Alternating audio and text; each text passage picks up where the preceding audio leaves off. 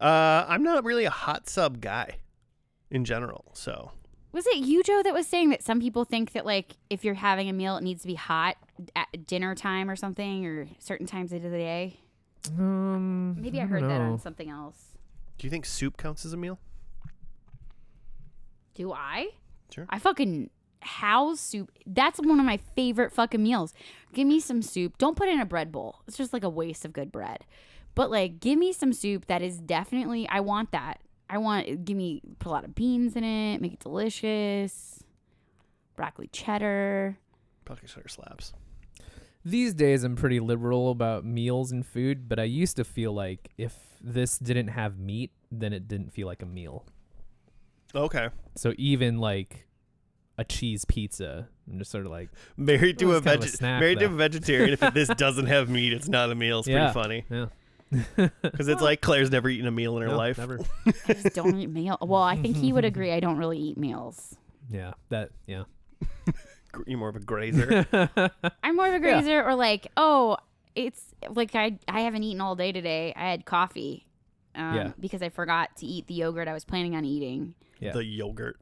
But that's like part of my, food liberalism too. It's just like, oh, well, some people just like graze, and I don't know. Like, if it works, it works. I used to be like, I need to have like these 2 meals a day. But then that stressed me out so much that he's become a lot more flexible, because it would just like because it would really stress me out, and then you wouldn't understand why I was stressed. Well, I still kept to that even though you were stressed. That didn't really change That's true. That's true. Why were you stressed that Joe wanted to eat a certain time? Or wanted to eat. Well, it's not that I need to eat at a certain time. It's that like his whole day. When we're planning a day, it's like, when are we going to eat and what are we going to eat? Yeah, because and if we don't figure that out, I don't know. We're going to be at the mall. Like, we're just going to have something when we're there. Yeah. Are you afraid you're going to starve? Like, I think I'm in between you two on that, and I think it's healthy to be in the middle. Well, yeah. Because I think my in between is like, some people like are wondering, like, like more like Joe, where they're like, oh, we're gonna go to a thing, or we're gonna do a thing. When is the food that we're gonna eat? When am I going to have a meal? Which a meal includes meat, and or else I might die. yeah. And I'm generally like, well, we'll figure it out. Yeah. Mm-hmm. But I will say that, like, when you're with your fam and you're planning something, the food is first. Yeah.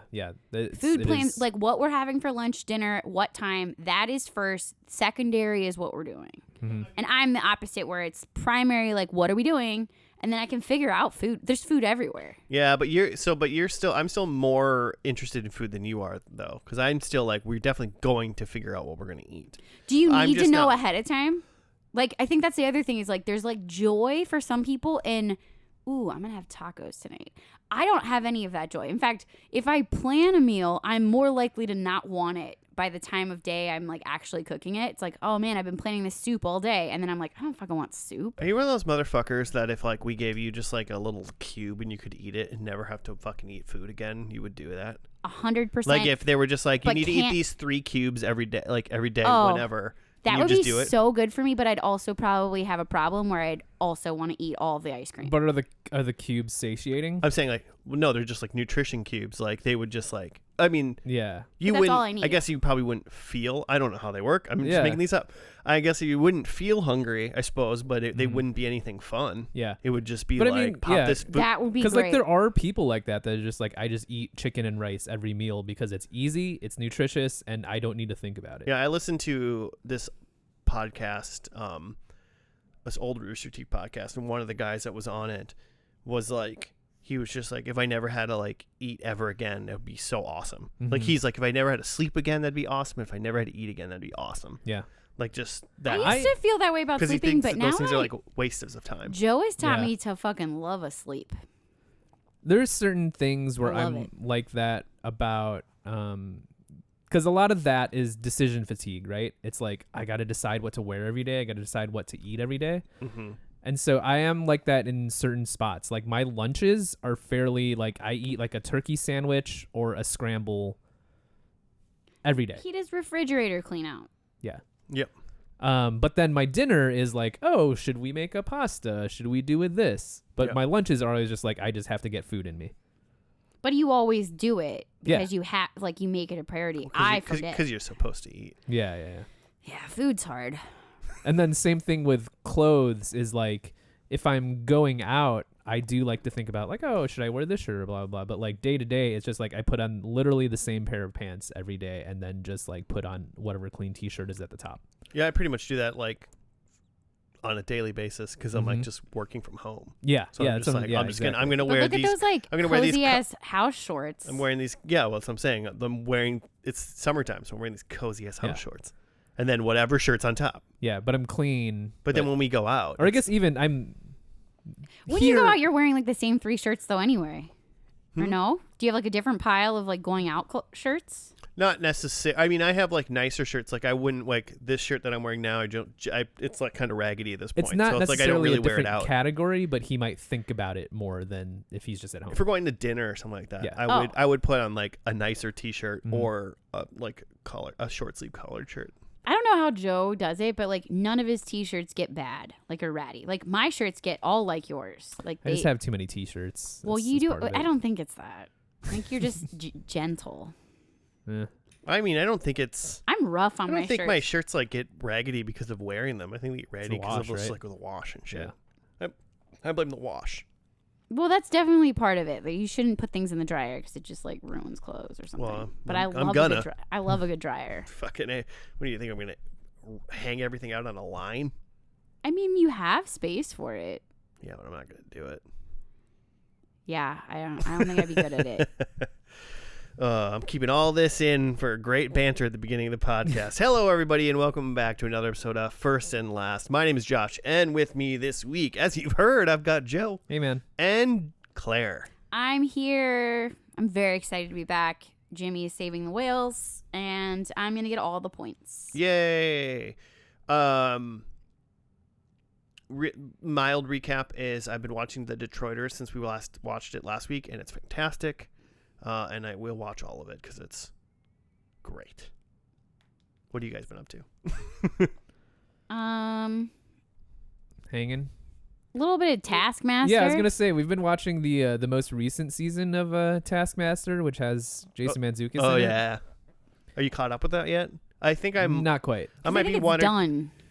I think they're putting out the last episode like tomorrow. Oh, okay. Yeah. We had to like kind of ration it because we tend to be like we watch those fast. Yeah. Though we had this really interesting debate with like my brother that he and his wife, when they get to watch a show, they like want to pick something with like a lot of like that they can get serious about, so they can like dig in and like the show and watch the show. And I'm always like, you guys should do a Taskmaster. It's quick, it's easy, it's fun.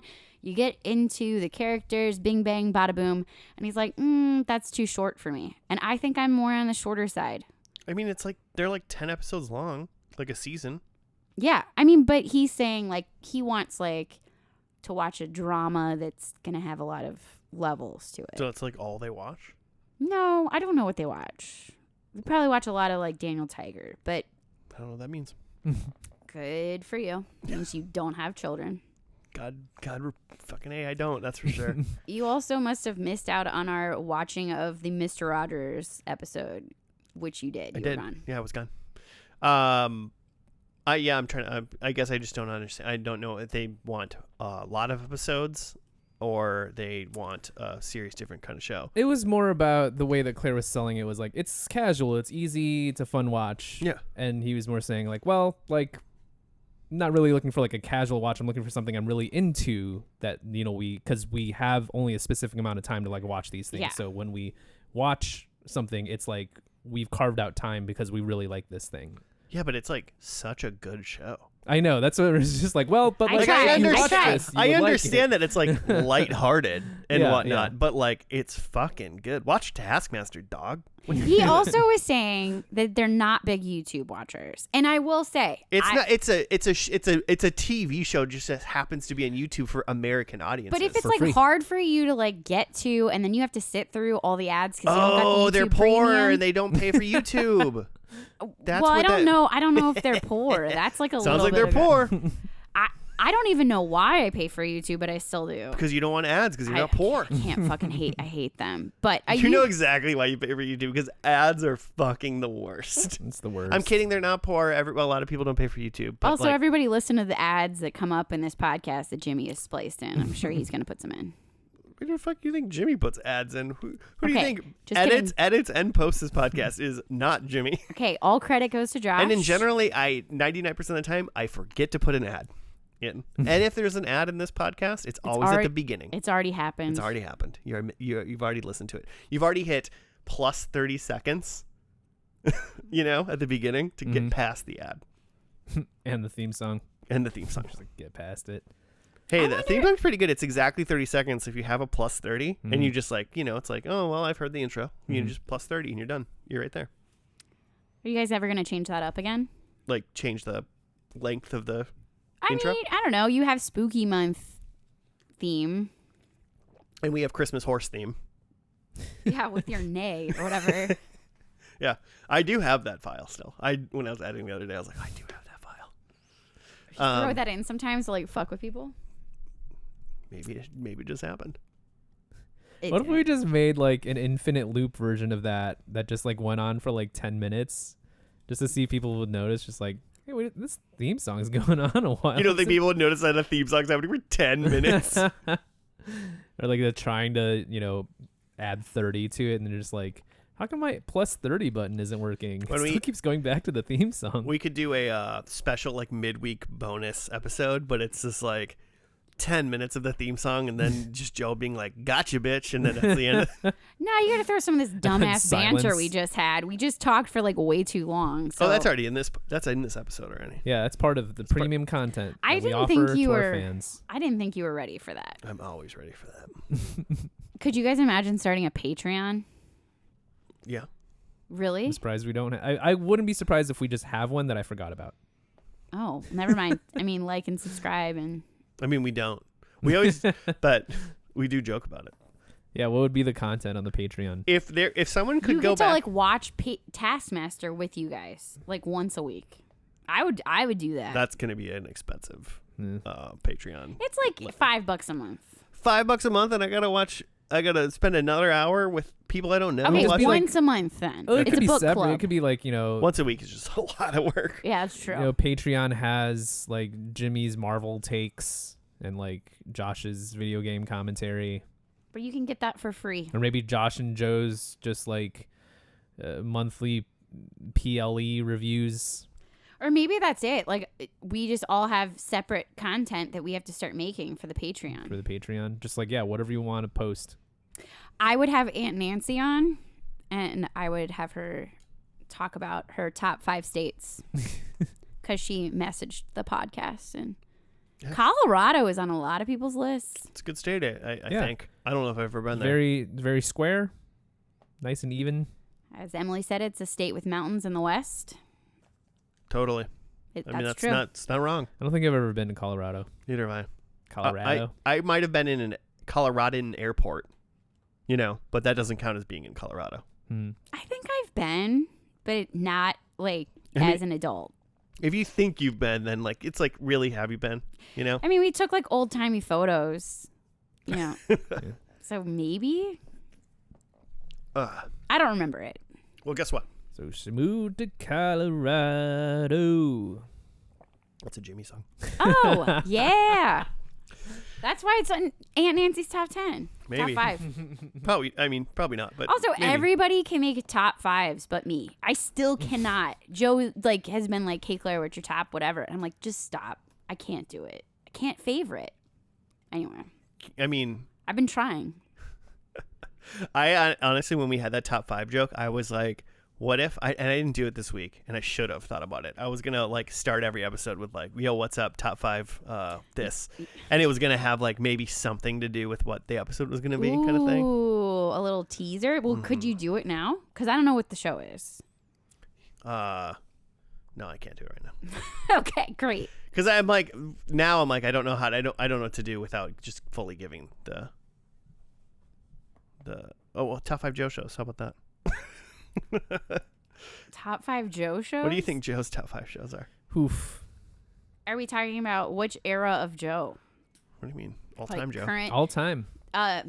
WWE Monday Night Raw. Or is that the bad one? SmackDown. I don't know what the the WWE some WWE WCW Thunder. I don't know if you're into that. He's gonna like Goosebumps. Mm-hmm. I got 3 for sure. He's gonna like maybe like some football or basketball. Does that count as a show? I don't think so. I don't think people would think that's. I think we're talking scripted TV shows. Succession, just to make Severance, your family happy. Only drama important. Shows. Things you want to really focus on.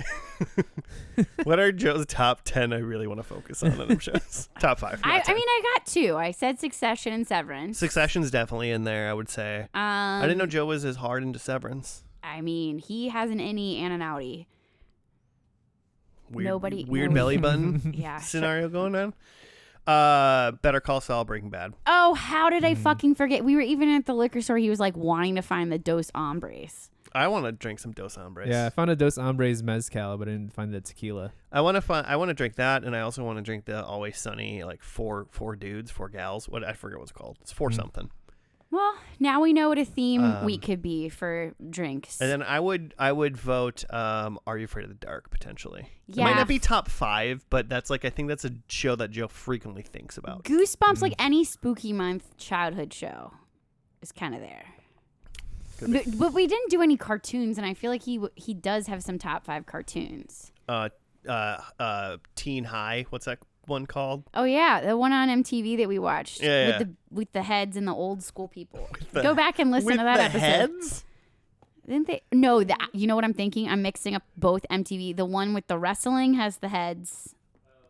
The claymation one that you brought. Oh, I was gonna say Clay Fighters, but that is like a Super Nintendo Genesis video game. Celebrity Deathmatch is what you're thinking. Yes, but then I realized, I'm wrong. Clone High is what I'm trying to say. Yeah, because they've got it's like Cleopatra and Abraham Lincoln as kids. Yeah, and that's Clone High, and I think that might be, at least Joe going like, yeah, I love that show. That's a great show. Mm-hmm. But so I think we did it. We landed. So did I pick his show? No, none. Oh, that had nothing to do with your show. No, but I asked that because, before I gotta ask Joe a question really quick. Oh, okay, yeah. Joe, what is this podcast about? Each week we pick a TV show, and we review it based on its first and last episode. We'll watch the first episode, see how we think about it, then make predictions for what we think is going to happen in the last episode, watch that episode, and then count up the points. Nailed it. So the reason why I asked top 5 Joe shows is because I think I picked a pretty top Joe show. Ooh. Considering Detroiters was a top Josh show, it's kind of nice that you're thinking about others. Who knew? But who knew Detroiters might be a top Josh show? I didn't know that till this last week. But it's great. Until really I had it on my list. But I'm pretty sure this is a top Joe show because I'm pretty sure he's mentioned this before. Okay. Likes it a lot. It's from Claire. I'll give you a little hint. Oh. See how good of a wife you are. It was on Nickelodeon from 1993 to 1995. It went. And you guys haven't first and lasted it? We have not first and lasted it. It's a live action show. Maybe a little competition. Show. Could it be the Legends of the Hidden Temple? Oh, you nailed it. Oh. I love some Legends, but how did you get the final episodes? Because Pluto doesn't show those. So fun fact, remember last week when you made me sign up for 1 month of Paramount Plus so we could watch Detroiters? We didn't actually need to do that? When it's just on Netflix. But what happened is that apparently they have a lot of Nickelodeon shows on Paramount Plus. And I saw Legends of the Hidden Temple, and the entire Nickelodeon run is on there. Ah. So we're going to do Legends of the Hidden Temple today. Fun little facts here. It was technically 4 seasons. And I say technically because 3 seasons were on for Nickelodeon from, like I said earlier, 93 to 95. But in 2021, it had a reboot season on the CW. Did you know about this, Joe? I remember that there was like for Paramount Plus they did like a live action movie, but that's different from the CW thing. I don't remember this reboot. It was a 13 episode season on the CW in 2021. Interesting. So we're not watching any of that. No, because that's not part of the canon. What we're talking about. But the thing, and the CW ones were 42 minutes long, so they were like an hour long show, and Nickelodeon ones were just like the typical kid half an hour. Yeah. And they were like the live ones at Universal Studios, Florida, where you could go and be on the show is what I always thought of as a child. But the weird part about the CW reboot was it's a revival with adult contestants. Oh, boy. Oh, no. Oh, boy. Doing all those weird, kid games where you're, trying to get to the top of the tower? Yeah, top of the tower. Are you thinking about Global Guts? No, but they'll have it'll be like, and you're gonna go through the swamps that also were traveled by this explorer, and you have to get through the foam and the alligators and bring back all the pieces faster than the other team to get your part of not the Craig. The Craig is the other one. That's the Global Guts. But you get the monkey medallion or something, a medallion. Oh, the monkey is in the house, and nobody can put that thing together. That's a monkey, right? It's not a parrot. Well, I'm thinking of... You're right. There's a monkey, the golden monkey. The shrine of the silver monkey. Silver monkey, and it was a medal. There are 3 parts to it, and it is difficult. It is difficult. I do remember those kids really suffered. But the host is coaching them through that part, and I love that part. That's probably my favorite, where he's like, just go right, go through that door, you need to go out. The kids are always doing the opposite of what he's trying to get them to do. Yeah. The host, Kirk Fogg. What a name. Fogg too. Yeah, that's wild that it's probably his real name, at least from research I've done. Could not find a current realer name. And then D. Bradley Baker, not only the announcer voice, but also the voice of Olmec. Okay. Oh, so yeah. think about when you hear the Olmec, which is a little racist, but that's okay. Olmec. You'll see. I think this show's got it's a little coded. 6 teams: red jaguars, blue barracudas, green monkeys, orange iguanas, purple parrots, and silver snakes. This I didn't realize. Did you guys know this? I knew this. It's teams of 2 children. Mm-hmm. But did you know it's always 1 boy and 1 girl? I think so. Yes. I think you watch enough of it and you're just like, wait a second. It also always starts with a water sport to eliminate 2. It's they got to get across the pool. Yeah, there's 3 rounds in every show. And then they got to do the trivia. And then after the trivia, then you get into the 2 teams that are competing against each other. But the final one, it's like a life-size video game set almost. It's called the Temple Games is what round 3 is. So fun. Which is where they run around. And then the Temple Guards, right? But is that what why would they have adults do this in the reboot? Why wouldn't you want... It's not... I don't know. I want kids to do it. I want to gape at what the reboot probably is. It's probably all Yeah, it sounds It's painful. like us doing it. Well, it's because it's when you watch it with the kids... the kids are just so easily confused, so it's kind of funny, kind of thing. But yeah, they're being coached through the whole thing. Yeah. And just, also, it's you typically have a kid that's 15 going against a kid who's 8 and clearly different strength abilities, and they're both trying to get the basketball onto the hoop using a bungee cord. You know what I'm talking about? The one where they bungee up? Joe's saying no. I think you're thinking of Guts. I keep thinking that you keep bouncing back between Legend of the Hidden Temple and Global Guts. I'm not, but I also understand why you think that, because I didn't okay. It's they are okay. Whatever. We gotta watch this. Yeah. Joe's face is saying I'm wrong, but there isn't much to, I guess, say. What's your favorite color team? Oh, I don't know. I'm a blue barracuda. I think my mind always goes to purple monkeys or green monkeys. I always thought So But the silver snakes were good or something, or are they bad? I forget. There's one that always won. Joe used to know this fact. Oh, don't really know. He's looked it up. I feel like as a kid I liked the green monkeys.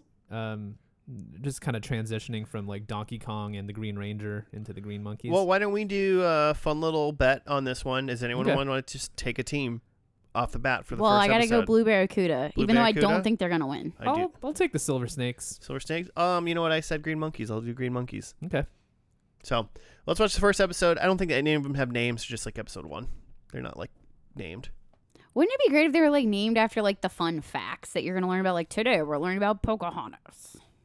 It was like the Pocahontas. No, okay. Well, episode 1. No, it's Pocahontas. It's full on wrong facts every time.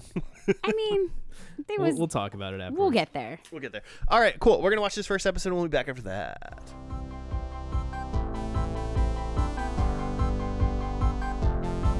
And we're back. We're done with the first episode of Legends of the Hidden Temple.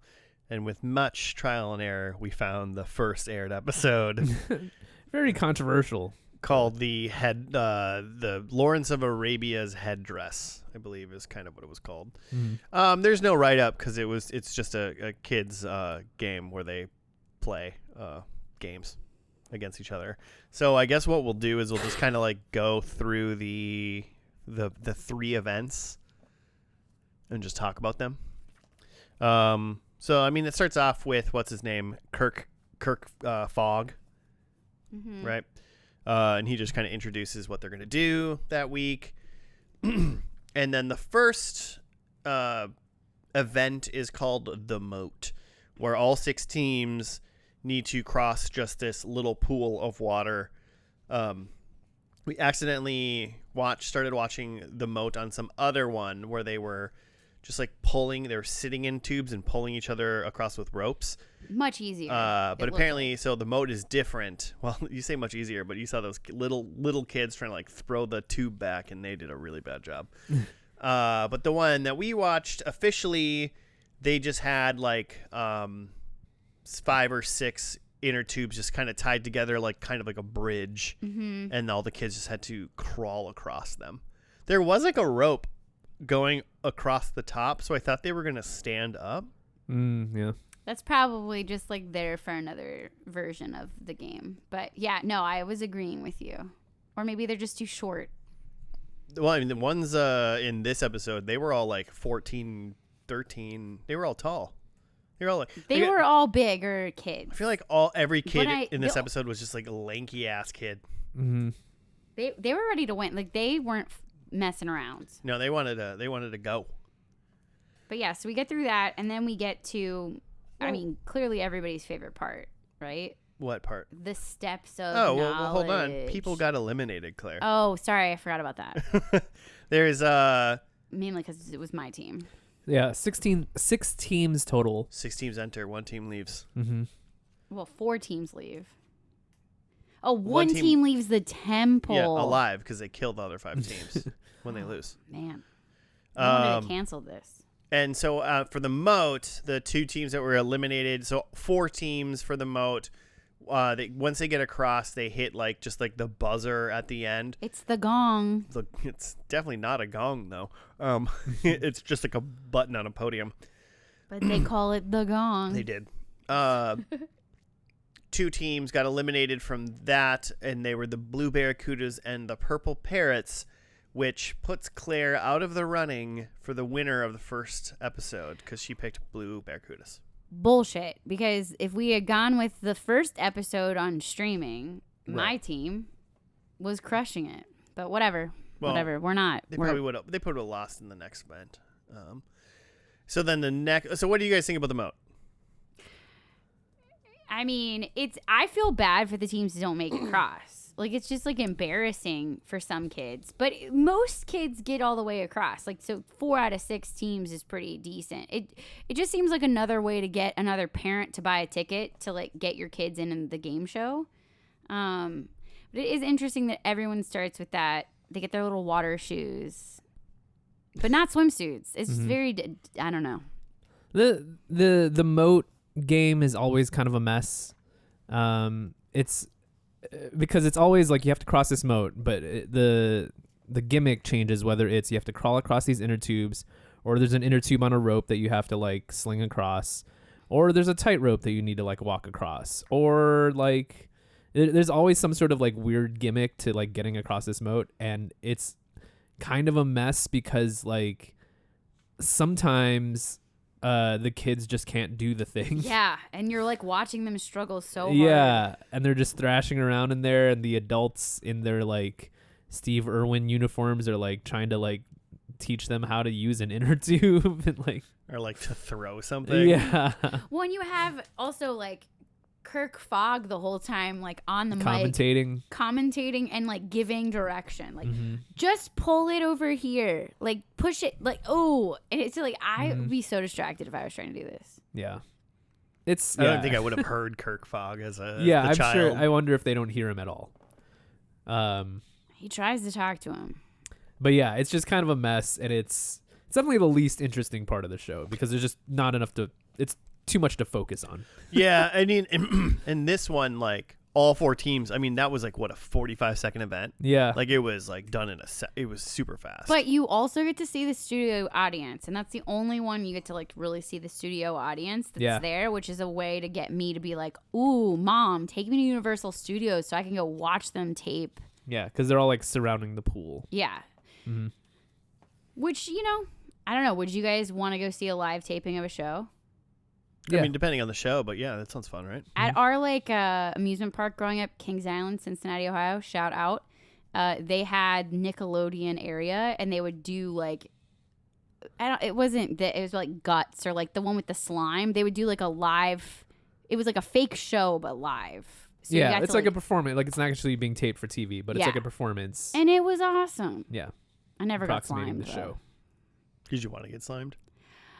Yeah, I think you do. Like when you're there, it's like even like getting picked for jury duty. Like you don't want to do it, but like when you're there, you want to be picked. You're like, I am the best person to be on this jury. Same thing as Nickelodeon slime. I don't think I want to ever be picked for jury duty.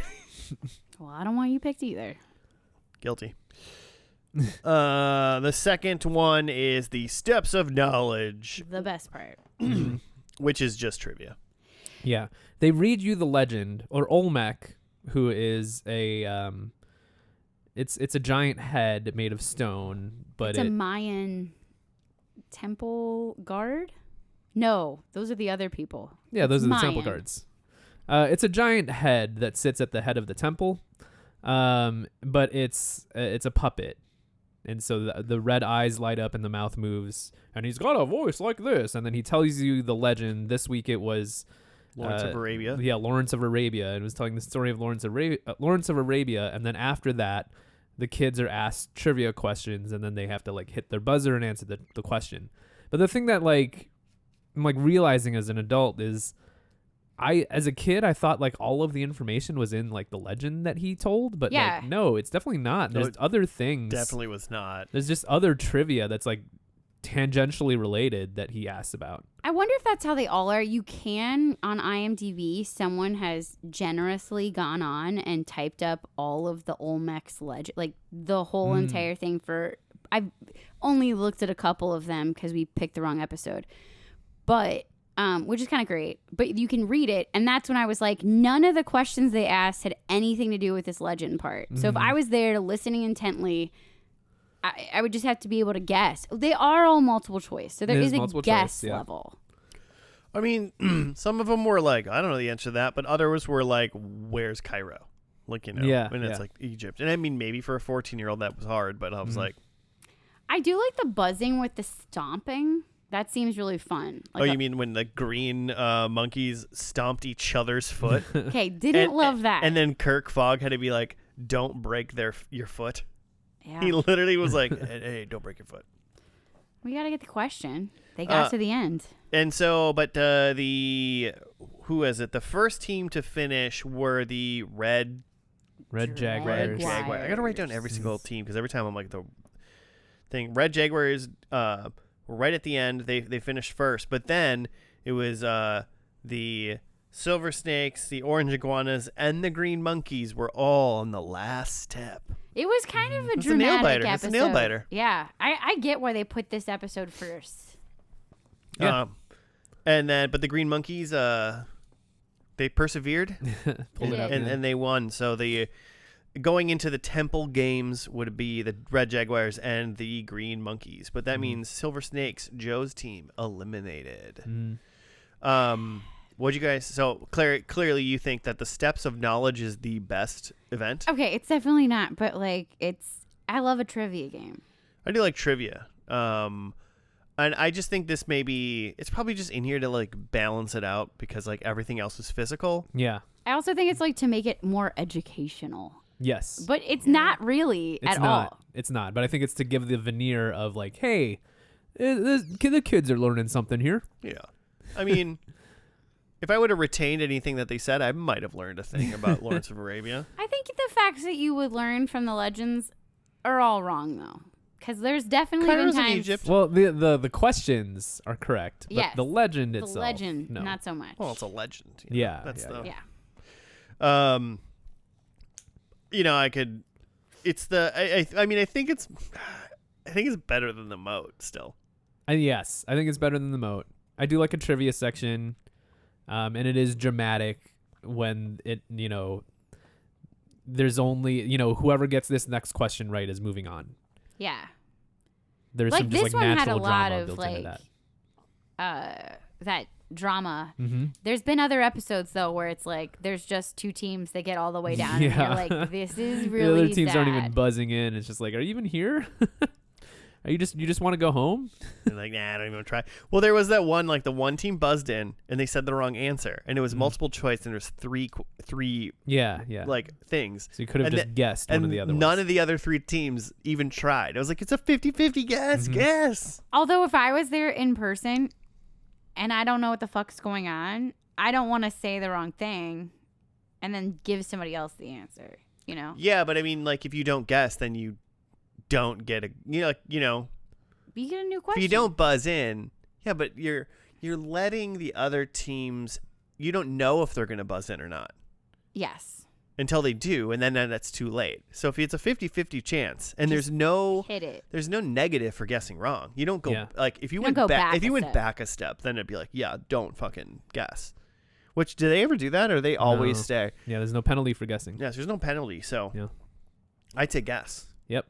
Because sure, maybe they will, but also maybe there's like some weird rule that we didn't see it, but if they would have guessed the wrong answer and there's only the one left, maybe they just like say like, oh, no one can answer anymore. By guessing, you might say, oh, well, it's 50-50, so I don't really know. But like by actively guessing, you get to choose which answer you want. So if there's either answer that you're kind of leaning more towards, like maybe that's better than 50-50. But you just watch somebody else get it wrong. I'm anxious. I'm wearing water shoes. My water shoes are kind of soggy. See, like you're worried about how you look, and I'm worried. You're worried about what other people think of you, and I'm worried about fucking winning the game. They put everybody in these like incredibly long pleated shorts, and I just love that there's one episode that I've seen of this one time where there's a girl that cuffs her shorts and rolls them. So there's this like normal length shorts, which is definitely what I would have done in the 90s. Because those long ass shorts were not it. A little fashionista over here. And then the third, well, it's kind of like not the third and final. It's kind of like the third in the team games. Yeah. Yes. And then there's whatever, but they kind of all encompassing call it the temple games. Yeah. Where in this one, it's the Red Jaguars and the Green Monkeys. And they are all three. There's three different like kind of quick in succession events that they do. Yeah, head-to-head competitions. Yeah, in order to try to get tokens. Pendants of life. Mm-hmm. Yeah. Well, like a half. Yeah, and each one's for like a half pendant. The first two are. There's 3 games total. Yeah.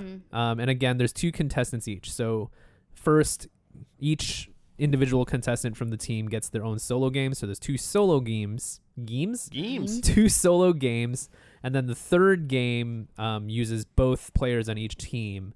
The first 2 solo games are worth a half pendant of life. And the pendant of life comes into play when you go to the temple at the end. Whereas the last one is worth a full pendant of life. So there's a scenario where like one team could win the 2 halves, and then the other team wins the full pendant in like the double game, and then there has to be a tiebreaker. Ooh. Yeah, because is that how it's kind of decided who goes to the temple at the end? Is who won? Who has the most pendants. temple pieces or pendant pieces? Mm-hmm. Yeah. So the pendants of life, Josh. Pendant pieces. So the first one was like Temple I don't know what they were called, so I called it like the tower climb. Mm-hmm. It was this like a monolith that the 2 teams climbed, and they just had to like thread a needle. Essentially, they had like a stick with a rope that they attached to them via Velcro. And they climbed up it and they threaded it into a hole, and then they had to get it all the way down and then climb back down, thread it on the bottom, and then climb back up and thread it on the top again. And maybe they were supposed to go back down. All of these are now timed. Yeah. Like they're like all 60 seconds long or something like that. And it's clear because it's just like it's kids doing this, and they didn't fit. No one finished any of them, right? Or did they finish the second one? The first one they finished, right? No. He was just farther along. Oh, because he just got to the top. Yeah, and he didn't forget to because the other person forgot to bring the thread up. Yeah, Green was further along at the end of the temple or the tower climb needle thread, and the God, I keep on saying orange. The Red Jaguar team started climbing up the second time and just forgot to bring the thing. And I was like, "What are you doing?" Josh is yelling at them, and I'm like, "This was filmed 30 years ago." But it's like, it's the whole point. It's the whole fucking point of this. The one thing you need to do this. That's why I feel like you should have your teammate there, and then your teammate can be like, "Hey, don't forget." I think it'd be helpful. It's like insane. You have one thing you need to remember, and they didn't remember one thing. But so with the first one, then Green Monkeys won, so they got a half a pendant. And then the second one was this ribbon crawl, they crawled through So that one they did finish. Yeah, they crawled through fake rubbish through this kind foam. of kind of serpentine tunnel, up and down serpentine, not side to side serpentine. And they get to the end of it, one end of it, and then they grab this ribbon and stick it on their helmet, which sticks to it, and then they have to crawl back the way they went. But I guess there's probably because they were like, if you drop it, you got to go back, you got to crawl back and get it. So there was potentially a possibility of them it ripping off or something. The Velcro fails. Yeah, some Velcro, some wardrobe malfunctions. And that one, yeah, they did finish, and Green Monkeys won that one too. Yeah, so Green Monkeys at this point won the first 2 games, so they have a full pendant of life. The Red Jaguars have to win the last 2-person game in order to just tie. Yeah, and I called this last one the slippery pyramid. That's a good way to call it. You had to push up the blocks. They had to crab walk backwards up this 45-degree angle slip and slide. Yeah, and use. They're just poor. There's there's not volunteers, but the workers on the show are just pouring buckets of it just looks like soapy water. It's probably just soapy water. Yeah. It seemed very interesting because it wasn't consistently being dumped. No, but it was just coming out in big bursts. Gushes. Yeah, I think there's just a person with a bucket at the top. And it's bursts because they have to give the bucket to someone on the bottom so that they can refill it up so they can dump it again. They got to get it from the pool. And I don't know how they got in. I just, when you watch a lot of this show, a lot of these games are just hey, we'll have them do this thing. Okay, is it hard? I don't know. Should we just make them soapy? We'll just make the thing soapy, and then that'll make it hard. It'll be harder, right? Well, it's also they give them an unrealistic period of time to do the thing. Yeah. Which Josh likes because he was I don't want to keep seeing kids struggle. Well, I mean, there's a possibility that in that weird backwards crab walk that they've got to do up this slippery pyramid. Yeah, then they just there's 4 kids competing that just can't physically do it. Yeah. There's a possibility that's the thing. I just keep thinking about the fact that they redid this with adults, and I don't want to see adults do any of this shit. I'm sure the games are different. They gotta be different. Oh, shoot the basketball. I don't know. I want to watch kids go through the serpentine thing and put the Velcro on their head. An adult doing that, not interested. Yeah, some of the charm of how stupid these games are is that all the kids are equally as stupid. Yeah, they're just kind of bumbling around. Yeah, so it's just kind of oafs trying to do oafy things. Which makes me feel bad for them, but they get prizes. They're fine. They're full-grown adults now. Some of those kids that you saw today might be dead. You ever think of that? Wow.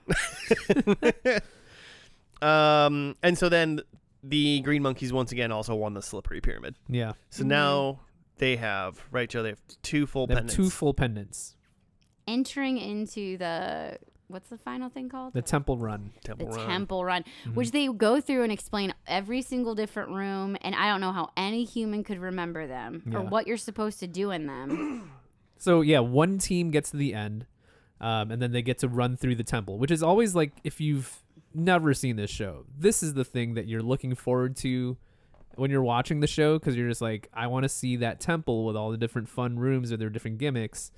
And also as a kid thinking like I don't really give a fuck about like being on a TV show, but I would love to like play around in that temple. I always wanted to just I wanted to get in that temple. It looks like a fun or more fun gimmicked version of like a Discovery Zone or like Leaps and Bounds or something like that. And there's like things you have to do. You've got to like spin the wheel and put together the monkey and get the right key. Some of the rooms are so dumb where it's like literally like there's just like a thing you just spin and then you look around to see like what door opens. Yeah.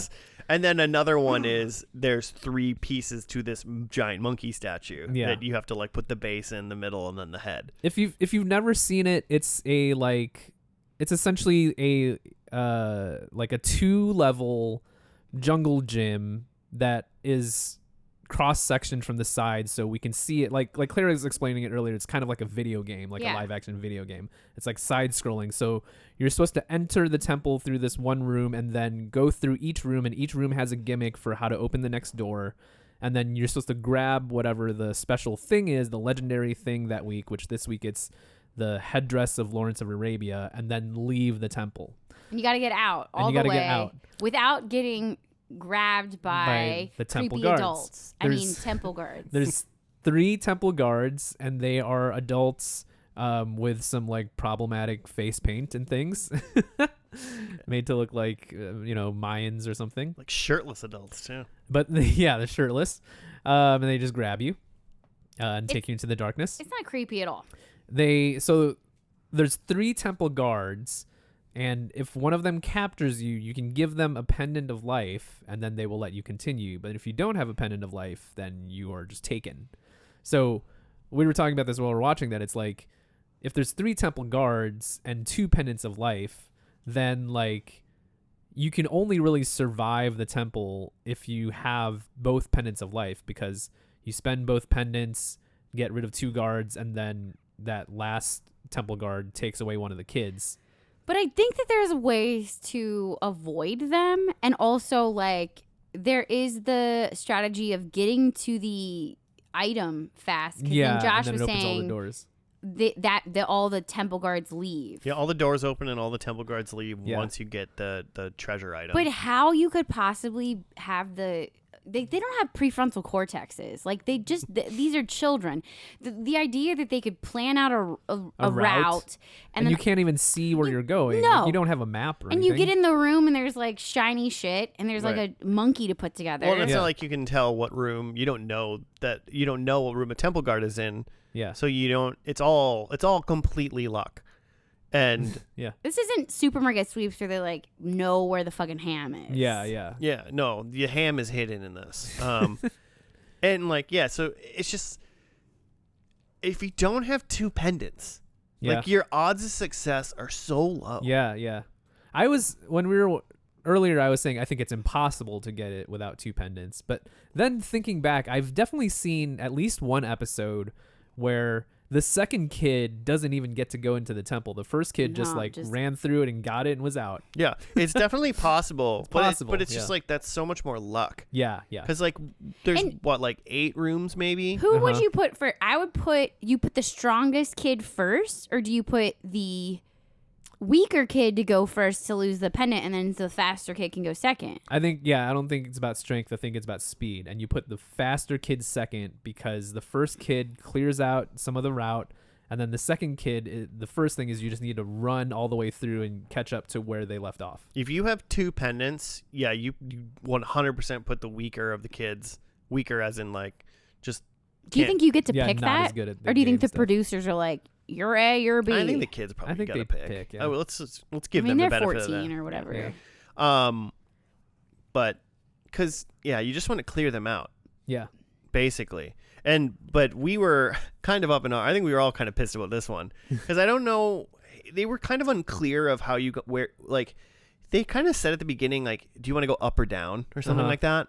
Oh. So it made it seem like they got to pick. Yeah. But then the literally the first room, the kid like walked in and a temple guard was there. Yeah. Immediate. Right at the entryway. Yeah. And it was like, what the fuck? Like, I mean, no matter what, I don't think a temple guard should be in the first room. Yeah. I agree. Or like hiding behind like one of the doors in the first room. Yeah, I it think just shouldn't be in there. Yeah. Yeah. But That's like, just mean. maybe they could have went to a different room. Maybe there's 2 rooms. Or 2 entrances to that cave Yeah, or something like that. I don't quite understand how that one worked. But Yeah. the first kid ran in, and literally they were in the temple for half of a second, and they had already given up their pendant. Yeah. And then they went around, and they did okay, but then they got killed by Yeah. Got the temple guard. Second temple guard. So then the second kid went in. Crushed it. He did really good.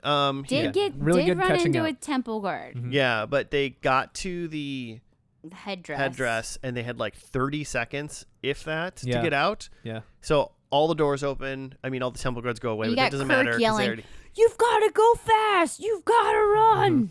that kid didn't hear a word. That kid was laser focused. Yeah.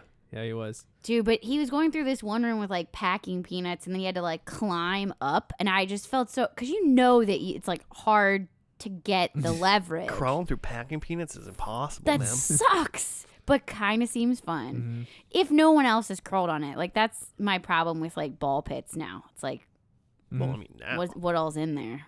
Yeah. Yeah, I'm sure they clear that all out and completely replace it every single episode. They Second definitely kid grabbed the headdress with about 30 seconds remaining. I didn't think he was going to make it, but he made it through the gates with like 2 seconds remaining. And we were all cheering. It was nuts. It was great. It was excited. it was hype. It was like exhilarating. This was truly a prime example of how good this show could potentially be. Yeah. Yeah, put this episode first. Because it was exciting. Mm-hmm. It was a good first episode. It was technically the 37th episode in the streaming cycle. Not really sure how that works. Yeah. So if you're on Paramount Plus and you're watching Legends of the Hidden Temple, it's season 1, episode 37. Thanks to the person on Reddit that was able to let us know about Yes, that. way to go. But so that was the technically that was the very first aired episode. First aired. Because even the pilot, which was like Galileo's Glass Cannon or something, what was it? I don't know what it was called. But that one was like it was the pilot episode that they filmed, but it didn't air till like it aired like 3rd November, or something like that. Yeah. So it was weird. So they won all the prizes. Yes, and they won. We got to talk about the prizes. They won My Diary. Okay, well, you got to back up. You Well, forgot about the Fashion Bug gift card. That was first. Oh, did they just get that for? Why'd they get that? Because they got through that first part. Everybody gets the Fashion Bug gift card if they get through the moat. If you get through Then- that, you get a prize. okay. Dang, Then forgot about that. You get the Bart Simpson video game that Josh has played. Yeah. Do you Bart's remember Nightmare. Bart's Nightmare? By getting past the trivia round. By getting past the trivia so round. The, That was the dope. 2 teams both got the video game. Okay. And then when you get to the temple run, there's 3 levels. Typically it's Space Camp, not this time. In fact, I think their prizes were better than Space Camp. It was the My Magic Diary. Can we talk about this thing? Obviously, I want to. I had this as a child. It had like predictive. It was like AI before AI. And if I could find it Love now, AI. we Oh, would yeah. be able to find out all of my hopes and dreams of being a 10-year-old. But it made really nice boopity boop sounds. Okay. Had a full keyboard. It was pretty unusable. It was supposed to be a digital organizer, like a Palm Pilot. It was a PDA for kids that really didn't do anything. Didn't do anything. It was pretty shitty, but it was fun to play with. You could write yourself like letters. So they got that.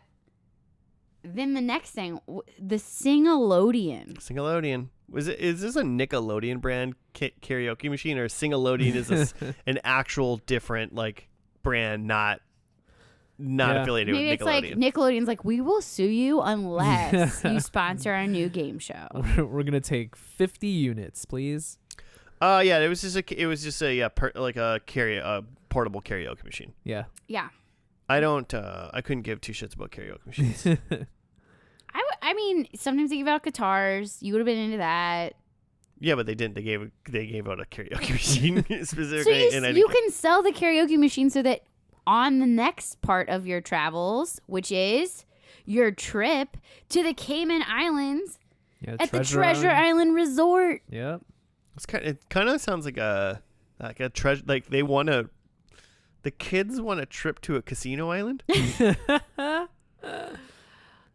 Space camp would be better for Josh. Oh, but the parents need something to do, right? No, because the parents have to pay to go. Oh, like the kids are the ones that got tickets? The kid, that's how they get, it's a scam. The kid gets a ticket, the parent has to pay for their own flight. And you can't send a 12-year-old by themselves to the Cayman Islands. I mean, it's the 90s. You might be able to. You can do a lot of things in the 90s you can't do today. That's true. Kids didn't get abducted in the 90s.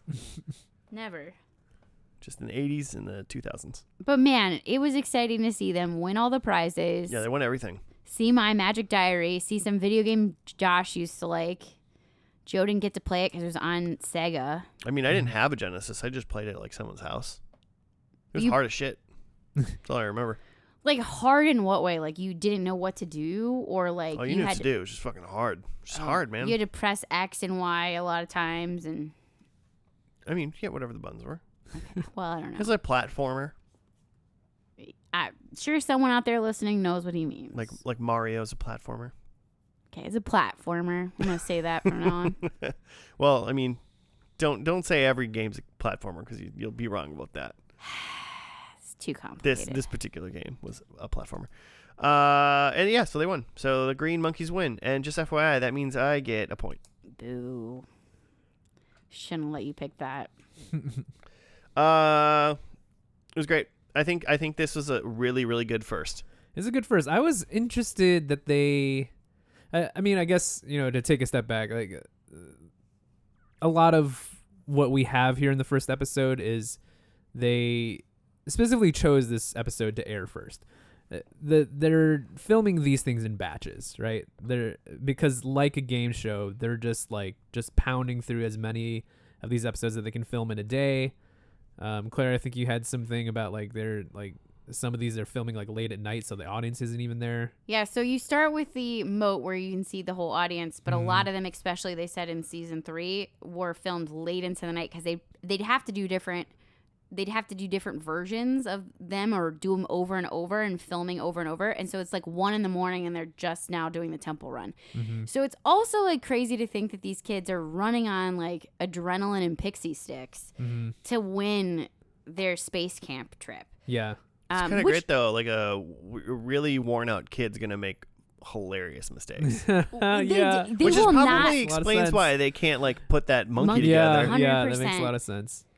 But we'll say it's interesting. I also can't even imagine you're going to go there for a filming and then it's all right, guys, they've gotten they've finished the moat part. All right, see you guys. Thanks, audience. But it's a lot of laugh tracks and stuff they put in. So from a practical first and last standpoint, the first episode, a lot of times when we watch a show, it's oh, they haven't figured out this show yet. They're still working out the characters. They're working out the kinks.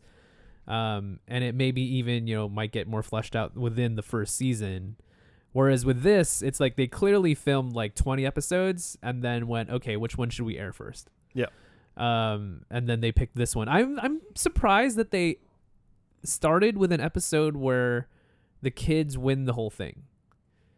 I would think that you would save that. Oh yeah, that you would make this first episode. They almost did it. Yeah, they almost did it. So you kind of get the whole thing. You get how it's supposed to go, but that the kids are tuning in each week to be oh, are they gonna do it this time? Are they gonna do it this time? Yeah, maybe a better one would have been the kids got the item and then time ran out. Yeah, and they couldn't get out. Yeah. I will say, though, that there's something about having this probably be played over and over and over again the first episode. Sure. And, getting... Because you're probably tuning in at different times. This isn't on demand like it was for us. So you're only seeing bits and pieces of it. And then to see them actually win, it would bring me back. I'd rewatch the episode if I saw the green jaguars... Green goblins? Monkeys. Green goblins. Whatever. They won. Mm-hmm. I loved it. It was great. We'll watch again. All right. So we got predictions. So obviously this is just presumably just business as usual. We're going to see the moat, the steps of knowledge, and the temple games all again in this last episode. But who wants to predict first? I do. Okay, and I'm changing mine as we talk because mine weren't that great. So now I've updated them. Okay. Okay, so I think that I'm going to start with, okay, I actually have 7, so I have to like narrow it down. You have 7 predictions? Well, I've been adding. Okay, so check this out. We're going to go this one. There's going to be one incorrect answer at the steps of knowledge. Somebody's going to have the wrong answer. I'm not saying someone else is going to get it right, but there's going to be something wrong. Like somebody bings in for Egypt and it's actually Jamaica. Okay, so you're going for easy ass points. You're going for the craziest easy points in the world. They got so many wrong in the steps of knowledge this last one? No, they didn't. There's only one wrong. Okay, I think that entering the temple that they're going to have 1.5 pendants of life. Okay, that's a not a full 2. It's a specific pick. It's a better prediction. Or more. Okay. I only get 2 more. You get 2 more, yes. Well, okay, I got to go with this. I think that there's going to be Space Camp is going to be the prize because they keep talking about it. Okay. And they're going to, like, Space Camp is going to be the prize. And I think Kurt Fogg, he's going to tell a kid to run faster. Specifically, run faster, kid. Okay, let me do the different one. Okay, not a good one. They're going to stick something to a helmet. Is that better? I mean, that's a guaranteed point. Okay, well, then I'm going to take the stick something to the helmet. Fuck Kirk. Actually, he seems great. And I like that he wears his, like Crocodile Dundee outfit the whole time.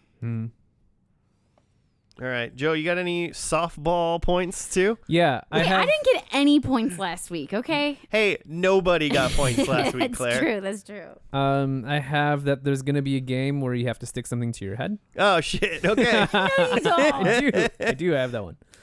I don't think that's a guarantee. We'll see. I think that we see. I would say we didn't see this in this first episode. I would say that in this episode we see a kid struggle with the Shrine of the Silver Monkey. Oh, like they can't get the pieces in the right order and they can't figure out how to put it together. Yeah. This guy rocked the shrine. Yeah, he didn't get it quite at first, but like I wouldn't call that a struggle. Like he slammed it down and he was like, "Oh, that's wrong," and he fixed it just immediately. wasn't quite lined up. But that's not a struggle. I think we see someone struggle. Oh yeah, I remember some kids just on the struggle bus. I think this is something that we didn't really talk about because it just wasn't interesting. But there's a part of the show where it's before they start the temple games when you have 2 teams now, where they introduce all the kids, and then usually each kid has like an anecdote, and he's just like, "Oh, Steven, I hear you like to collect stamps or something," and he's just like, "Yeah, I do." I'm a nerd. Yeah. But I think that in that section we hear about one of the kids and they play soccer. Oh, that's an easy point. That's like saying one of them's a dancer. Claire, they're gonna get one answer wrong. What? Someone will get an answer wrong. I think they will. Of course they will. I think you're right. I think they will too. I also have backup predictions. One of the children is 12 years old. I don't know. We can put that out there. I have one more, and that's that the Purple Parrots win. Ooh. Nice. Wow. Yeah. Okay, Purple question. Parrots? Yep. Win or make it to the temple? Make it to the temple. Okay. Yeah. I want to, because I have a make it to the temple Okay. guess, because I wanted to make sure, because I think that's different. Yeah, that's true. I don't think the Purple Parrots are going to get there, but like I hope for you, Joe, that they do. We'll see. All right. Well, my first one then is the Silver Snakes make it to the temple. Okay. Okay, so you're switching teams then. Yeah, man. Green Monkeys are their time is over. My time is now. All right. Number 2, I think the Orange Iguanas are eliminated in the first round. Oof. That was one of my other predictions, except for it was about the silver snakes, and I should have gone with that. Number 3, we didn't talk about this, but it was also not interested. They had a Reebok commercial and like a Hershey's commercial or something like that. Mm-hmm. I think there's a Sony Walkman commercial. Oh, Sponsors. Cool. So like, I'm not telling you it's a prize. I'm saying like that's like their interstitial commercials that they stuck in. So a Sony Walkman. And then number 4, I think that the final team fails to make it through the temple. Yeah. So I think, so what I'm too. really saying is I think Silver Snakes get to the temple and they fail, Mm-hmm. but that's a little more broad just in case the Silver Snakes don't make it to the temple. Yeah. Anybody can fail. So I don't think anyone wins, like the whole thing. So no one's going to space camp. No one's going to space camp. Yeah. Well, I hope that it's a prize. It can still be a prize available, but no one's going. Okay. Kids are staying on Earth. Okay, so hopefully what we can do is we can find the final episode, which is called find the right one. The War Fan of the 47 Ronin, which was originally aired on 7/11/1995, which is in 2 days after this aired, the 30-year anniversary. Not the 40th anniversary. Remember like 5 minutes ago when you said it was 40 years Well, because ago? I read 85, and clearly I knew this show wasn't on in the 90s. Holy moly. I thought I was like having a panic attack. I was like, 40 years ago? No way. But 30 seems 40, like a lot. It was really easy math because 85 was the year I was born. So I was like, oh, it's 40 years. I think I just got too excited. Okay, so let's see if we can hopefully find that final episode, and we'll be back after that.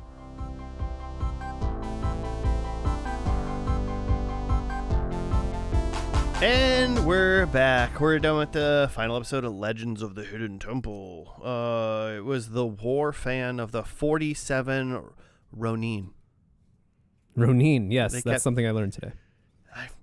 I feel like I used to watch the Ronin Warriors, not the Ronin Warriors. So I don't know who's right, but this was all news to me. Like, I don't know shit about samurais. I learned a lot. I knew like Ronin are like outcast samurais or something like that. That's kind of all I really knew. All the same, all the same. The 6 teams were all there again, going to our first event, the Moat. Okay, but the beginning of this show, compared to the last one, was much more dramatic. He swings in. This is Kirk. Oh yeah. On a big rope, comes in to do his like whole intro. It was just like they have upped the production some steps. He did good. He also like feel like he like felt comfortable hosting in this episode where he didn't seem as like confident in the first episode. So I liked the swing in. I wonder when they started the swing. He's also wearing jeans, and maybe he's just more comfy. On that note, with the swing and how the Moat game was set up and how the final temple game was set up, there's a lot of swinging from the ceiling. Oh my god, yeah. They added some rafter hardware or something. They must have really upgraded that and then downgraded like any crawling stuff or putting stuff on a helmet, but we'll get to that. They just put some like welders on the payroll. They were like, let's do ceiling shit. It's not like it was like filmed or look cooler though. I mean, his flying was great. His flying was great. Some of it looked far more dangerous than I remember, but we'll get there. Oh yeah. The first one was the Moat, and the Moat was a little different because it wasn't like water. There's probably water. I don't know. But they were like rope swings with like I don't know, like little platforms so they could like stand on it. So the teams had to like kind of go across these, I don't know, how many were there, like 4 ropes or something like that? 4 or 5. And they had a rope across until they could get to the pedestal or the gong at the end and then gong in. And right away, they were all like swinging together. Yeah, like you're both getting on. They were one sharing swing one together. rope pedestal thing. Mm-hmm. And Kirk was like, "This is the power of teamwork." But I was like, "Why are they doing that?" But maybe it's just like makes it swing less hard. I mean, I don't think it's easier, but you get one person to like grab it, the other person get their feet on it, maybe, and then you hop on. You can kind of team, yeah. Like, but the silver snakes kind of separated a little bit at the beginning, but they came back together. They did, and I was hoping they didn't, but they did. But the way the camera works in this, it's like it's on one side of the moat, so it's like you're really seeing like the team in the foreground, and then you're kind of like looking past them to like see how everyone else is doing. Yeah, that is kind of weirdly filmed. I guess there's not really a way around that. I think it's also like just like another camera. Like, I mean, you don't want to focus on the team that sucks the first round. Like, you know that there's like 12-year-olds out there that can't get their feet on the swing. I feel like they just like had like 2 cameras the whole time. They had too many cameras at the end, but we'll get to that too. Yeah, it's like that one like wide view from, again, the silver snakes are in the front, and then there's like maybe one other like just like close-up cam that's just like focusing on different kids at different times. Yeah. And so they all made it except for the orange iguanas and the purple parrots were eliminated. Purple parrots were very, very close. They got in. They got in time before Kirk shut it down to actually like hit the gong, but it didn't light up because they were fifth. Yeah. Orange iguanas like. I feel like one of them was like still like swinging and by themselves. Yeah. So the prize for that was sponsored by Tia and Tamara. I don't think I know their last name. Maori, the twins. And it was a kooshling. Not a koosh ball, but it was like a koosh ball that looked like a thing. It was a kooshling. It was like a koosh ball that looked like a Furby. Yeah, like a koosh I feel like troll or something. You could bring back kooshlings in 2025 and people would buy that shit. Like I could, like collectible, you don't have to open the bag to see which one you get. Oh yeah, how many different kooshlings? I mean, what is it, like Labubu, whatever the fuck it is? I don't know. People are obsessed with those things. There's a million different things that like kids collect, yeah. But right now it's the Labubu, the stuffed animals that have like dead faces, and you don't know if you're gonna get the pink one or the black one. Dead faces. They're kind of dead. I don't know. I just like heard of it, and then I think I saw like it one time, and I was like, huh? This is what Beanie Babies are now. Yes. There's people that have 3D printed things so that they can fit on their like. I forget what type of water bottle, but one of like the popular water bottles. Not the Stanley, but the other one, the one that starts with an O or something. And it's so that they can carry it around like it's on a shelf, like on their water bottle. So you can carry around your Lulu, whatever they're called. Labubu. But a kooshling looked like it'd be much easier to carry, and that's how I'm going to make my money. So. Are you going to like sell and trade kooshlings? Yeah. Are you going to make new kooshlings? Okay, let's all think about a koosh ball that you've had as a child. After like a couple weeks, that stretch isn't stretchy very much. That plastic is crumbling and breaking. Yeah. That's the power of a koosh ball because you always have to replenish that shit because it gets crispy. And that's why it works in our capitalist society. So you just always have to be buying another one to get the koosh aesthetic. Joe, you ready to put a kooshling factory in your basement? Sure. All right. You guys are going to hit it big. I can't wait. I'm excited for Josh, you can have your first pick. I'm excited for your kooshling empire. Can't wait. I probably can't get the copyright. I want a Labubu kooshling, if you would. Labubu. It'll be my first Labubu. Okay, so after that, the four remaining teams go into the steps of knowledge. This pretty much worked the same as it did before. The one thing I did learn is that Joe collects keys, though. Yeah, in the like mid-show banter. Well, that was after this, but yeah. It was like, yeah, they interviewed the two teams that won. Mm-hmm. They did not interview shit. Well, this time it was like, because in the previous one it was like they asked the kids like, "What's your favorite game?" And the kids like, "I like turtles." Mm-hmm. But in this one it was like, "And Jimmy likes soccer." They all liked basketball, didn't they? Yeah. And they all liked basketball. And Jimmy collects keys. Joe collects. I specifically wrote Joe because I was like, Joe collects keys. Three of the four kids play basketball. Okay, but who won that to get to the, like, which ones won the? It was the Silver Snakes. The two teams that won were the Silver Snakes and the Red Jaguars. And after they won that, their prize was the Magical Maze, which seems like a game that I would play. I don't know anything about it, but if anybody has a copy of Magical Maze from 1997, let's play it.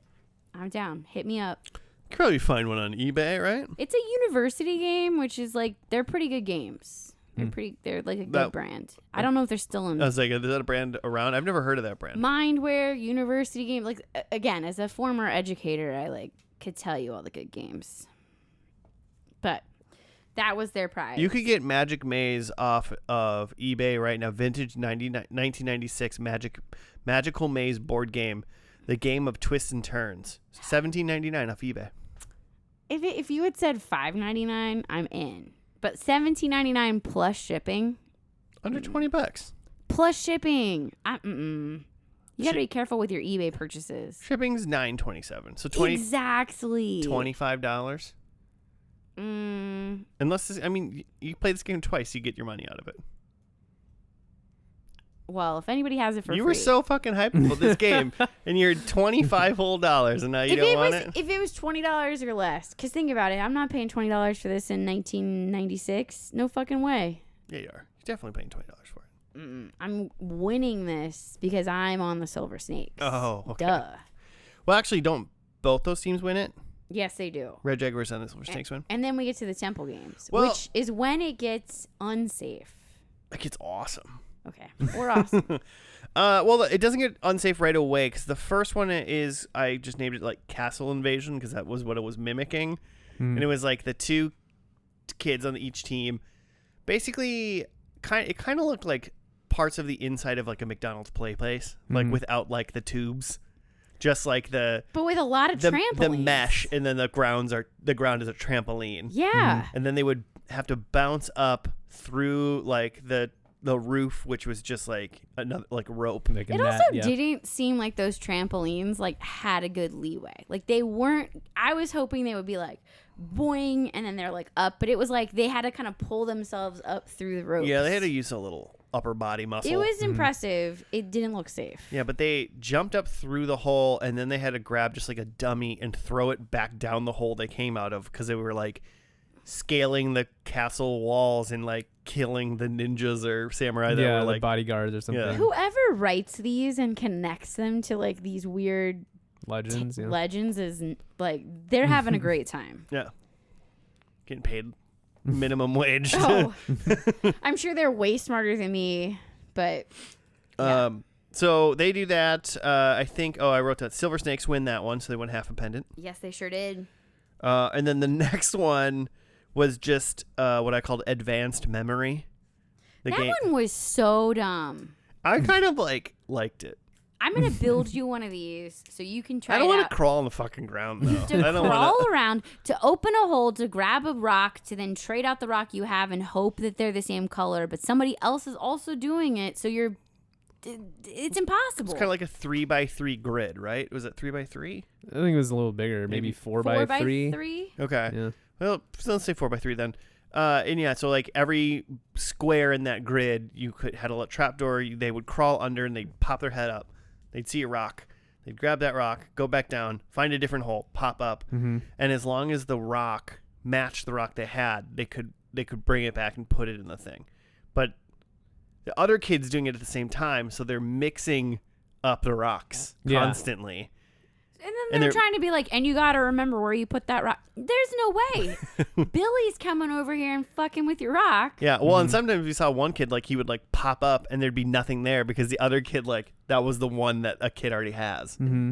I have never seen someone look more sad than I did that red team at the end of this. It was just like, oh, hun. The other team, like, the Silver Snakes person, like, was like, it's okay. Like, it felt really bad. Hey, the Silver Snakes person was trying to be, like, a good sport, and they, like, shook their hand or, like, hey, you did good.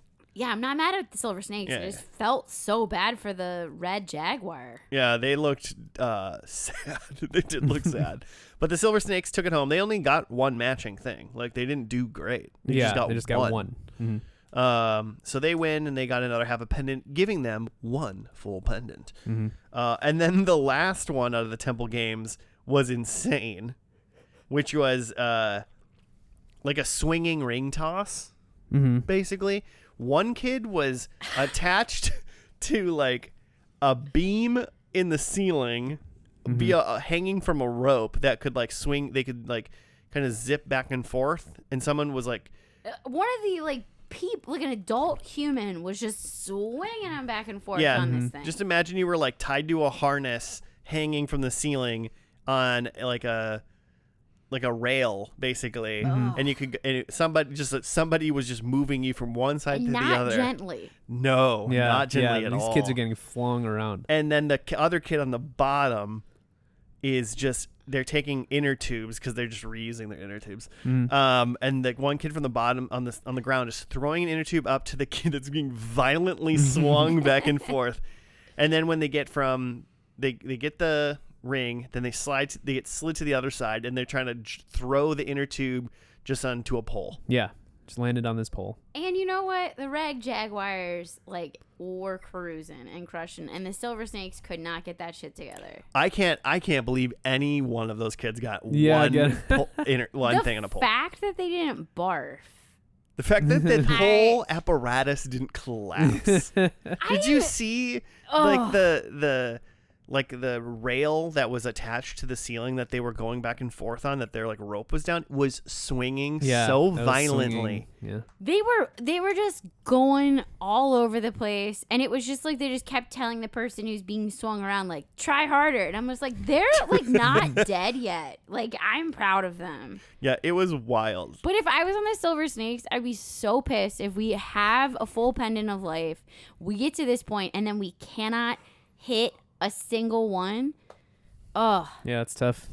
Rough times. I mean, you want to go into that temple with everything you got. I blame the adult that had the controls, because the red jaguar guy was no fucks, just swinging that person here and there. Yeah, but did you see the red kid, when they would hit the end, they would do it's they won. Yeah, but when you hit the end and then their body would jerk. They have a traumatic brain injury. And then the swing's already pulling them the other way while they're trying to oh man, it was bad. But so the Red Jaguars won that. So they won a full pendant. Mm-hmm. So now we have tied. Which was very fun to watch. I was very glad there was a tie, but the tiebreaker is weak. Lame, dude. They don't even get a pendant. It was just a trivia. It was the problem with the tiebreaker was just well, let's go trivia again. Yeah. Well, and the trivia question was, samurais carry two of what? Which two weapons? And then they started to say weapons, but of course everybody knows that one. Even I know that one, and I don't even fucking know anything about the Ronin. Yeah, sure. Swords. They got two swords. Well, no, it was it was carries these two weapons, and it was something and a sword, and slingshot and a sword. Mm-hmm. Okay, well, clearly you knew it was a sword. Well, I mean, after they said something that wasn't a sword, yeah, it was and a sword. Yeah, the kid. They're a cannon. What do you mean? What else? I like the fact that the Silver Snake kid went for it without having the options. He just logged in, got that point, got himself to the temple game, got that team to the temple. Maybe he wasn't the kid that was on the swingy apparatus, so he had a little bit more he wasn't shaking violently. balance. I don't know, man. That's nuts. Wasn't going to suffer from vertigo for the rest of his life. So the Silver Snakes win the tiebreaker. They go to the temple, and they now only have, so they're not as set up as the very first episode where the team had two. They only have one. So now they can only get. It's one safe. It didn't even come into play, actually, right? The first kid that goes has a pendant, so that means they can get attacked once by a temple guard, give the pendant away, and then get attacked one more time, and then they're out. But then the next person can't find a temple guard, or else they're fucked. But the first kid goes through, and he does okay. He gets attacked by a temple guard right away too. He gets attacked by a temple guard. We rewatched it. He was set up to fail. I am seriously if this was real time, I'd be writing a letter to my congressperson. This is bull fucking shit. He did not shut the door. Well, he shut the door. He didn't do it. Kirk said he did. He slightly moved a door to get around it. And it latched shut. And they said, hey, look for this skull in this pile of bones. The skull was not in the pile of bones. It was a decoy pile of bones. It was sitting in the lap. He had to find a skull to put. There was two skeletons on chairs, basically, on thrones. And he had to find the skull so he could put it in one of these two skeletons. And then one of those ones would open a door. And they were like, oh, it's going to be in the pile of bones. And he pulled a bunch of...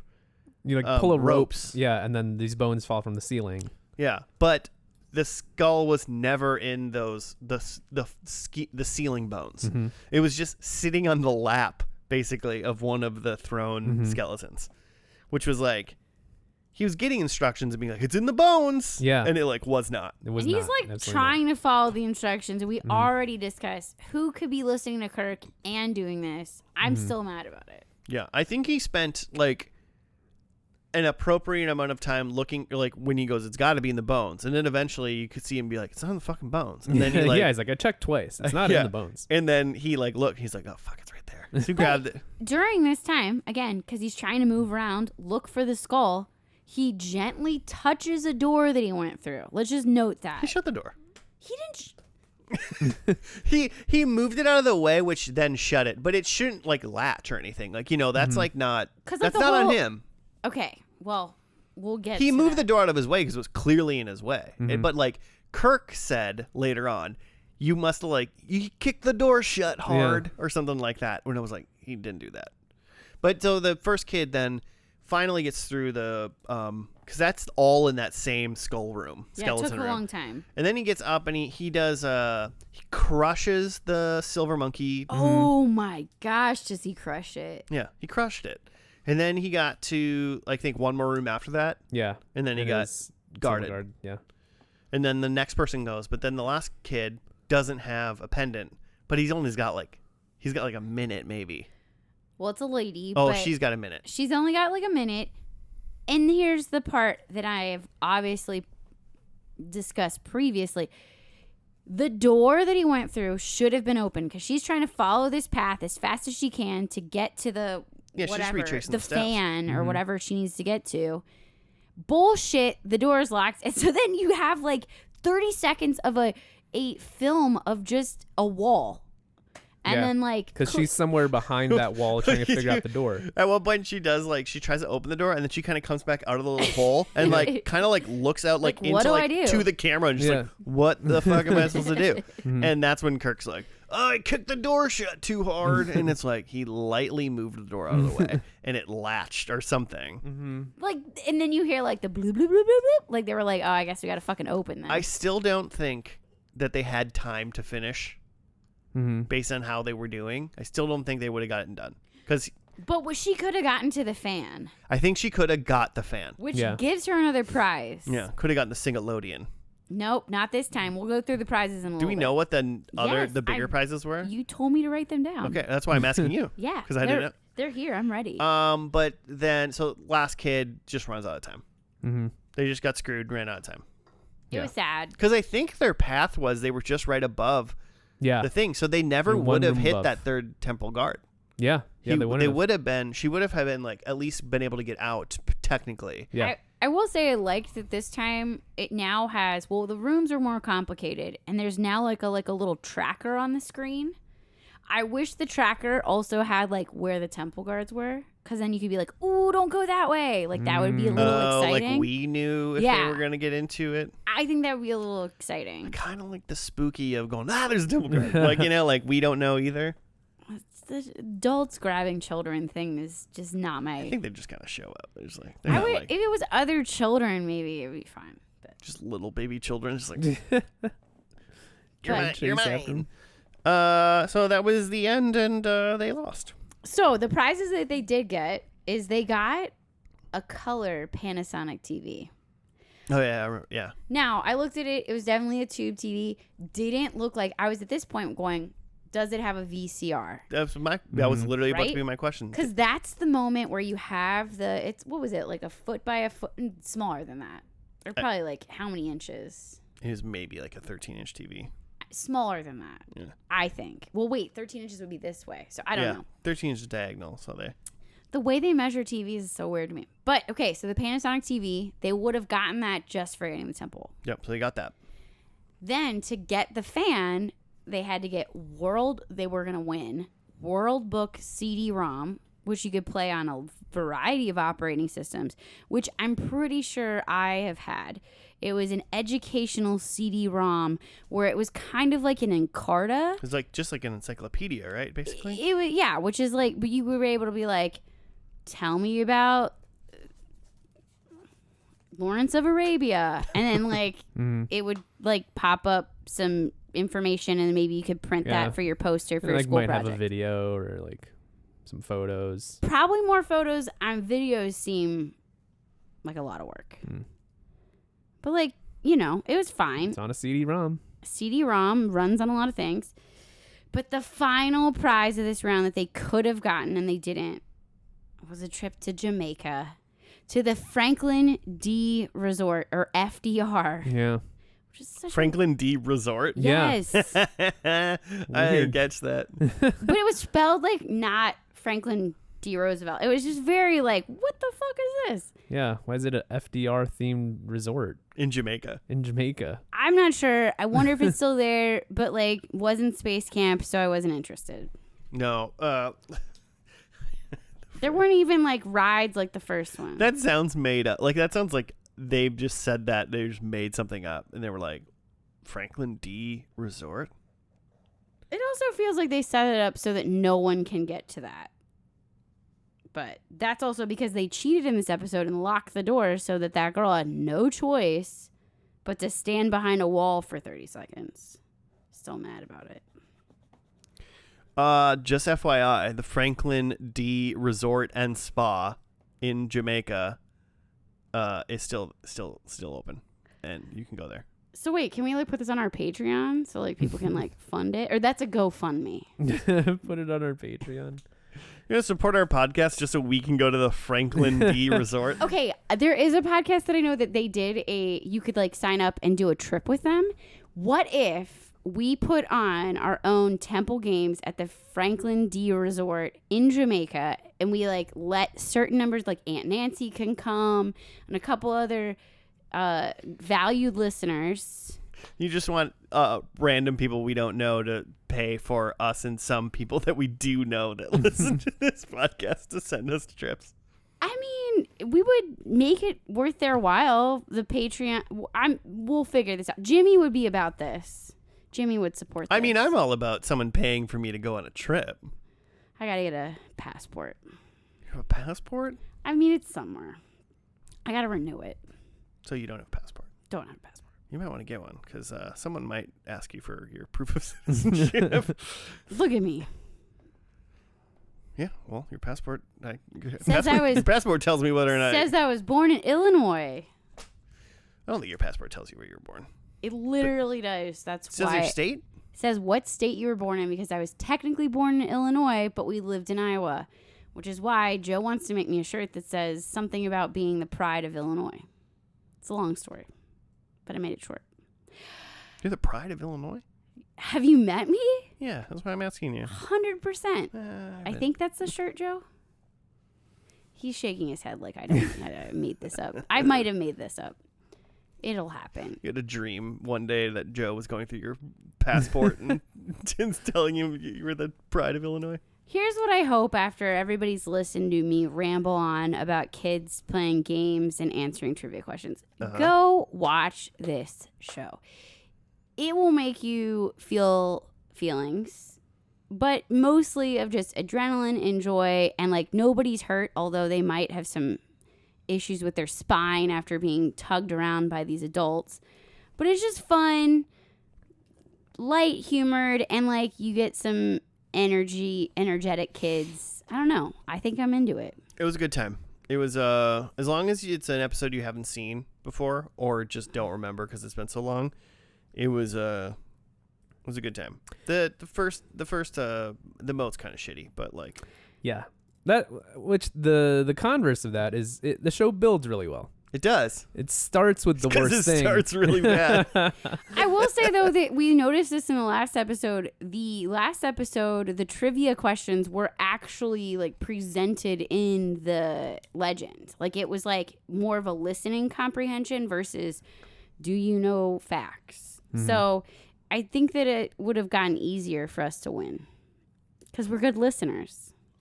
Oh, I think I would do better on facts rather than like the thing you just told me. Oh, really? Like, yeah. Oh, where's Cairo? You're like Egypt. Yeah, done. As opposed to like, I'm telling you a story, memorize it. It was a long. I was thinking about that because he was a long story, so there was a lot of stuff to get. Yeah. I just am like really thankful for whatever human decided to type up every single one of the Olark stories. They're on IMDb. So if you want to look one up. Who's Olark? What the fuck is that guy? Olmec? Yeah, Olmec. What are you trying to say? Okay. Sorry. I thought you were like saying it was like an an Aesop thing or something. And you were like making up like Olark's fables. No. Olmec. Okay. I just was wrong. I just had to make sure because I literally just somehow didn't follow that for a second. So you ready to hear how many great points I got? Yeah. I got so many great points, and by that I mean I didn't. Well, first off, the only one I got right is the one you thought was a weak one, but the one incorrect answer on the steps of knowledge. That is correct. I got that. Then I said that there was a 1.5 pennant of life. They had only one. So no. Nothing was stuck to the helmet, and they didn't go to space camp. So 1 point for Claire. 1 point for Claire. Joe, how'd you do? Not great. I also had that they are sticking stuff to their head, which when they first started the Temple games, there was like an emblem on their like helmets, and I thought, oh, they're for sure sticking stuff. I am legitimately shocked that one wasn't just a given for both of you. I can't. It should have been. I didn't realize how much they actually made kind of like nobody changed games to I guess quote unquote match the fable or the legend.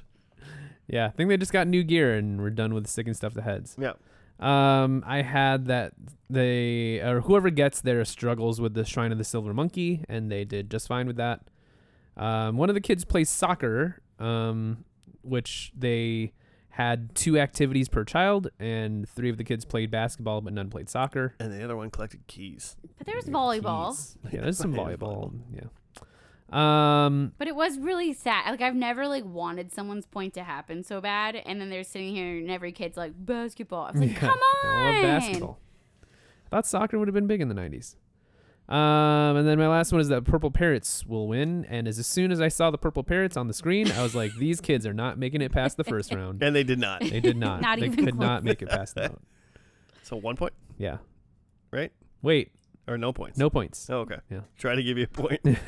No points. Spirit point. Well, Just kidding. I'll be honest, I did phenomenal. My first one, I said the Silver Snakes get to the Temple Games. He was correct. And they did. Mm-hmm. I said the Orange Iguanas are eliminated in the first round. And they were.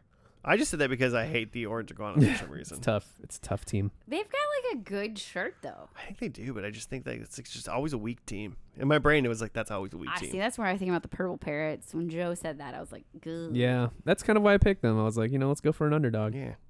I think I would probably say the Purple Parrots and the Orange Iguanas are probably the 2 weakest teams for some reason. And Yeah. those are the For two. some And those are the 2 eliminated in the first round. Those are like the most, like, I'm not picking those colors.